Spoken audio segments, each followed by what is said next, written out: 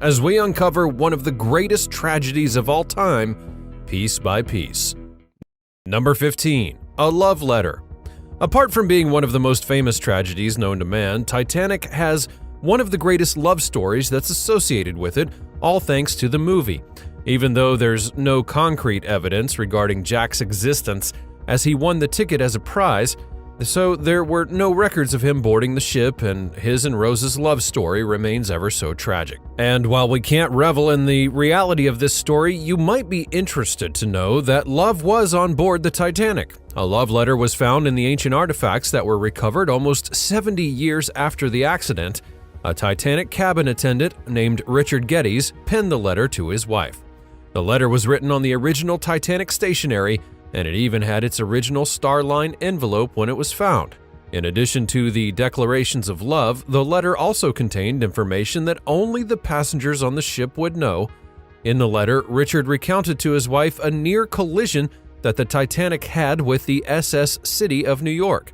On April the 10th, just a few days before its collision with the iceberg, the luxury liner almost escaped death and destruction by a hair's breadth. The incident was brought about due to the pull of the ship's propellers tearing apart the ropes of the iron liner. This would bring the ship extremely close to crashing. The collision was averted by the intervention of Captain Smith, who used a tugboat to pull his boat away. Concluding this letter, Richard mentions to his wife how people on board saw this near miss as a bad omen. Number 14. A Pocket Watch. An antique rusty pocket watch would be recovered from a passenger who had died on the Titanic. The watch belonged to Sinai Kantor, a Russian Jewish immigrant that was aboard the Titanic on that fateful day. The artifact was initially recovered from his body after he was pulled from the icy waters by a recovery operation following the ship's sinking on April 15th. The watch does have a backstory that's worthy of Jack and Rose. Sinai, who was then 34, was traveling on the Titanic with his wife Miriam. The pair were from Russia and boarded the ship with second-class passenger tickets. They had hoped to begin a new life together in America, aiming to study medicine and dentistry once they had settled down in New York City. Sinai was a furrier and planned to sell trunks of furs to find their dreams of a larger-than-life American way. Unfortunately, fate had other plans for them. The married couple would never get a chance to begin their new life together, and as a part of the Women and Children First protocol, Miriam made it safely onto a lifeboat, but Sinai refused to access the boat and, along with thousands of others, was forced into the frigid waters once the ship had sank. His body would later be recovered from the icy water, and this is one of the many stories from the boat that reminds us of the lives involved and the lost in the tragedy. After several days in the cold seawater, the Swiss-made watch is in not perfect shape. The hands have entirely worn away, the dial was stained, and the movement was rusted, and the silver coating was almost completely eroded. Despite being in this condition, the watch actually sold for $57,500 at auction, as it helped to keep the story of the Titanic captivating for more than a century. Number 13. The Violin. Now, if you've watched James Cameron's Titanic, you'll surely remember the band playing as the ship went down. But did you know that it actually happened? Yes, it's a real story, and one of the many things that were recovered from the sunken ship was the violin that had played while it was going into the water. After the ship hit the iceberg, an 8-piece band would be commissioned to play music to the loading of the lifeboats to calm the frigid and frightened passengers. Many eyewitnesses would later report that the musicians continued to play until their last breaths, and none of them made it out of the tragedy alive. The most heartbreaking part of the story, perhaps, is that the band leader, Wallace Hartley, his body was pulled from the water just a few days after the Titanic sank, and his violin case was still attached to his back, with one of the rescuers taking it as a souvenir. His body would be brought to England and buried following a funeral procession that brought tens of thousands of people out of their homes to pay their last respects. The bag that contained the violin was found several years after the sinking. Upon investigation, it would be found that the violin belonged to Wallace Hartley. The band members were not part of the ship's crew and had every right to leave and save their own lives, so why didn't they? Well, these musicians had dedicated their final hours to calming the minds and hearts of thousands of passengers that were destined to die on the ship. The ship's chaos was sadly tragic, with the band playing the song "Nearer My God to Thee" as the ship sank to the ocean's depths.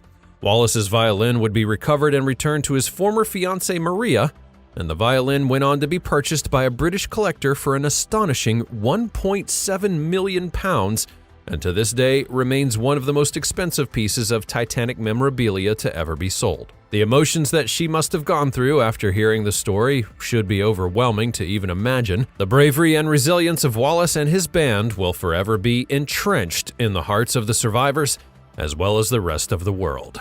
Number 12. The Big Piece. Nicknamed the Big Piece, a large section of the Titanic's hull would be rescued from the ocean's depths. But why is a massive chunk of a sunken ship such a big deal? The Big Piece weighs a whopping 15 tons and is a 13 by 30 foot section of the hull. It would first be spotted in 1994, and after a 1996 salvage operation failed when a cable holding the piece had snapped, it was successfully recovered in 1998. This piece of the hull is definitely the largest Titanic artifact ever recovered. Upon closer inspection, it would be found that the piece came from the ship's starboard side, which only proved that the steamer ultimately fell victim to the sheer elemental forces of nature. The portholes still contain their glass, and the big piece remains on display to this day. Standing next to it feels like you're standing next to the Titanic itself. People who visited the exhibitions were in awe of its presence. Many people were moved to tears, and some even claimed that they experienced a tingling when they touched it. Many people feel a greater connection to the Titanic when they look at this enormous piece of the hull. By doing so, the tale becomes more than just a myth.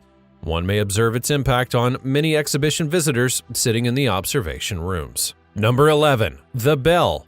On April 14th of 1912, around 11:40 p.m., the Titanic is riding the waves, just as majestic as ever. The ship's lookout spots a giant shimmering structure, and the man in the crow's nest discovers a massive fleet of icebergs and rings the alarm bell 3 times to alert the staff and passengers of their impending doom.